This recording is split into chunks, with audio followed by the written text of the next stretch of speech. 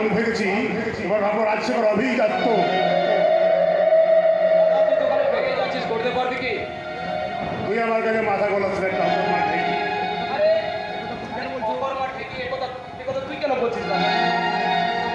গন্ডগোল তোর কাজকর্ম দেখে বলতে বাধ্য হচ্ছি। তোকে পই পই করে বললাম যে ওই ঝিলিককে বেশি পলাশের সাথে মিশতে দিস না, আর সেই কথা না শুনে তুই চাপার পিছনে পিছনে ঘুরে বেড়াচ্ছিস। আমি চাই ঝিলিকের সাথে তোর বিয়ে দিতে।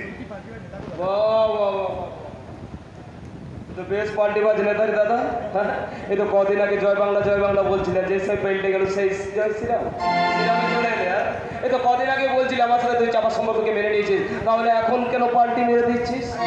আরে দেখ, সে তোর বৌদির মন রাখতে বলেছিলাম। আচ্ছা শোন, তুই চাপাকে বিয়ে করলে কিছু পাবি না, বরং ঝিলিককে বিয়ে করলে রাজত্ব রাজকন্যা বিয়ে পাবি। এবার ভেবে দেখ। হ্যাঁ, এটা তো ভাবারই কথা। ভেবে আমি অনেক দেখে অনেক ভেবে দেখেছি। আচ্ছা দাদা, মনে কর ভেবে একটা আমি প্ল্যানও বের করেছি। প্ল্যান? হ্যাঁ প্ল্যান। আচ্ছা মনে কর ঝিলিকের সাথে আমার বিয়ে হলো না, অথচ পুরো সম্পত্তিটাই তুই পেয়ে গেলি, সেটা কেমন হবে? চমৎকার, কিন্তু সেটা হবে কি করে? অকরা ঠেকে বাবা, মাথা গরম করছিস কেন? মাথা ঠান্ডা করে শোন। কাজ কর, তুই তোর ছোট শালী ঝিলিককে বিয়ে করবে। তোর কি মাথা খারাপ হয়ে গেছে? আমি তো বিবাহিত। আরে কোথায় লেখা আছে যে বিবাহিত হলে বিয়ে করতে নেই? আর যদি বৌদি বেঁচে থাকতে তোর বিয়ে করতে অসুবিধা হচ্ছে, তাহলে বিবাহকে দিয়ে বৌদিকে ফোন করিয়ে দে, তারপর বৌদির লাশটা গায়েব করে তারপর তোর ছোট শালীকে ওই ঝিলিককে বিয়ে করে সমস্ত সম্পত্তিটা দিয়ে যা বললি এরকম কথা ঘৃণাক্ষর আর কখনো বলবি না। কাজলকে আমি ভালোবাসি, আমি ওকে খুন করবো। ভালোবাসা?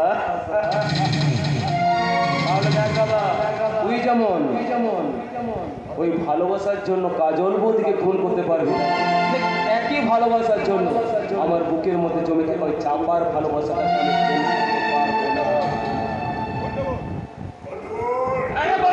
না। আমার নাম গন্ডগোল, কিন্তু জীবনে আমি কখনো সত্যিকারের গন্ডগোল করিনি।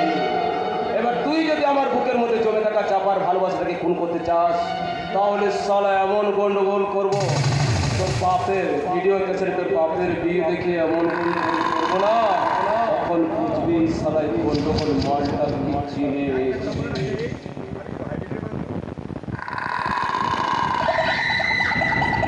যাওয়ার সময় বলে যাচ্ছি দাদা, এখনো সময় আছে, শুধরে নে। এই যে হ্যাঁ, শুধরে নে।